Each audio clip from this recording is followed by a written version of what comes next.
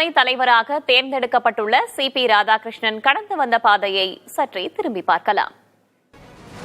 குடியரசு துணைத் தலைவராக தேர்ந்தெடுக்கப்பட்டிருக்கும் தமிழரான சி.பி. ராதாகிருஷ்ணன் கோவை மாவட்டத்தைச் சேர்ந்தவர். 1957ஆம் ஆண்டு அக்டோபர் 20ஆம் தேதி பிறந்தவர்.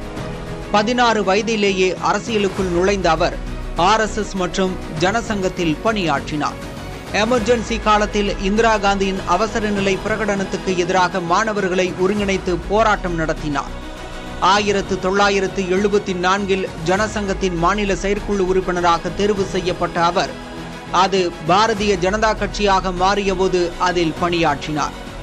1998இல் நடந்த கோவை குண்டுவெடிப்பு சம்பவத்துக்கு பிறகு கோவையில் பாஜகவின் வளர்ச்சியில் அவர் முக்கிய பங்காற்றினார். அதன் பலனாக 1998 மற்றும் 1999 மக்களவைத் தேர்தல்களில் கோவை தொகுதியில் வெற்றி பெற்று MP ஆனார். 2004-2007 காலகட்டத்தில் தமிழக பாஜக மாநில தலைவராக பொறுப்பு வகித்தார். அப்போது கன்னியாகுமரி முதல் சென்னை வரை அவர் மேற்கொண்ட யாத்திரை பேசுபொருளானது.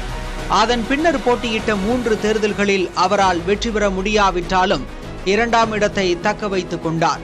குறிப்பாக 2014 பொதுத் தேர்தலில் திமுக மற்றும் அதிமுக ஆதரவு இன்றி 3.8 லட்சத்துக்கும் மேற்பட்ட வாக்குகளை பெற்றார். இது அவருக்கு கோவையில் உள்ள செல்வாக்கை வெளிப்படுத்தியது. மத்தியில் 2014இல் பாஜக ஆட்சிக்கு வந்த பிறகு சி.பி. ராதாகிருஷ்ணன் தேசிய கயிறு வாரிய தலைவராக நியமிக்கப்பட்டார்.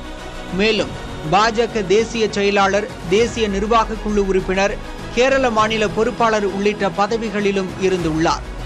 மோடி தலைமையிலான மத்திய அரசு சீனியரான சி.பி. ராதாகிருஷ்ணனின் உழைப்புக்கு பரிசாக 2023 பிப்ரவரியில் அவரை ஜார்க்கண்ட் மாநில ஆளுநராக நியமித்தது.